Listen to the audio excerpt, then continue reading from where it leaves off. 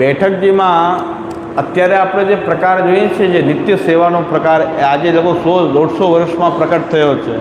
એની પહેલાં નિત્ય બેઠકજીમાં સેવાની રીત નહોતી.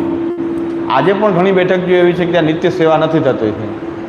તો વૈષ્ણવ જ્યારે એ સ્થાન હતા, એ સ્થાનમાં જ્યારે જતા ત્યારે એ જલથી ત્યાં ખાસા કરી, ધોતી ઉપરણા, તિલક, કંઠી એ ધરાવી અને પોતે જે જલ ભરી લાવે એમાંથી કંઈક જારીજી લઈ જતા, ઘરેથી જારીજી લઈ જતા અને ભરીને ત્યાં જારીજી પધરાવતા અને ભોગ કરતા. મેવો આદિ પ્રસાદી જે ઘરેથી લઈ જાય એ મેવા મિશ્રી એ શ્રી મહાપ્રભુજીનો ભોગ કરે.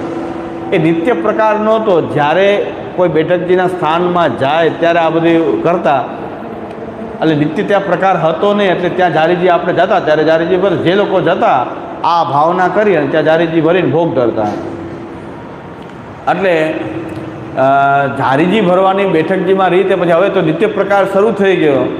તો પણ જૂની આ જે ટેવ જે છે કે ધોતી ઉપરણા ધરાવવા, પછી જારીજી ભરવા, ભોગ ધરવા, એ બધા લોકો જાય ત્યારે બધા જ કરે, એટલે બધા જ જારીજી ભરે એ પ્રકાર હતો નહીં.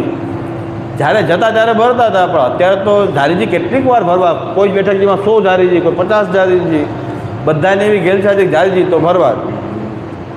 એટલે આપણા મનની એવી ગ્રંથિ થઈ ગઈ છે. બાકી એ એવો આવશ્યક પ્રકાર નથી કે મહાપ્રભુજી સન્મુખ જારીજી ભરવા. એની બદલે મહાપ્રભુજીના ગુણગાન અથવા તો શ્રી મહાપ્રભુજી પાસે બેસીને કૃષ્ણાશ્રય આદિનો પાઠ કરવો, ભાગવત આદિનો પાઠ કરવો અને મહાપ્રભુજીના સર્વોત્તમ સ્તોત્ર આદિથી મહાપ્રભુજીનું ચિંતન કરવું, એ પ્રકાર પણ થઈ શકે.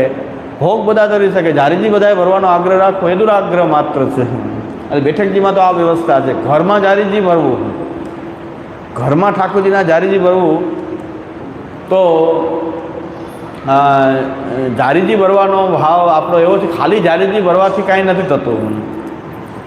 જારીજી ભરવું, કંઈક ઠાકોરજીને આપણે આપણા હાથે અરોગાવવું, ઠાકોરજીનો સ્પર્શ કરવો, આ 3 વસ્તુ છે મિનિમમ હતી. કે ભાઈ વધારે સેવા ન કરે તો કમસે કમ એકાદ, કેટલી બધી જારીજી ભરાય એમાંથી એકાદ વાર જારીજી ભરી લે. કારણ કે જારીજી વારંવાર ભરાય છે આપણે ત્યાં. દરેક ભોગ આવે એની પહેલાં ને ભોગ સરે એટલે જારીજી ભરાય, ભોગ આવે એની પહેલાં જારીજી ભરાય ને ભોગ સરે તો જારીજી ભરાય. તો એમાંથી એક જારીજી ભરી લે, કંઈક ભોગ ધરી લે.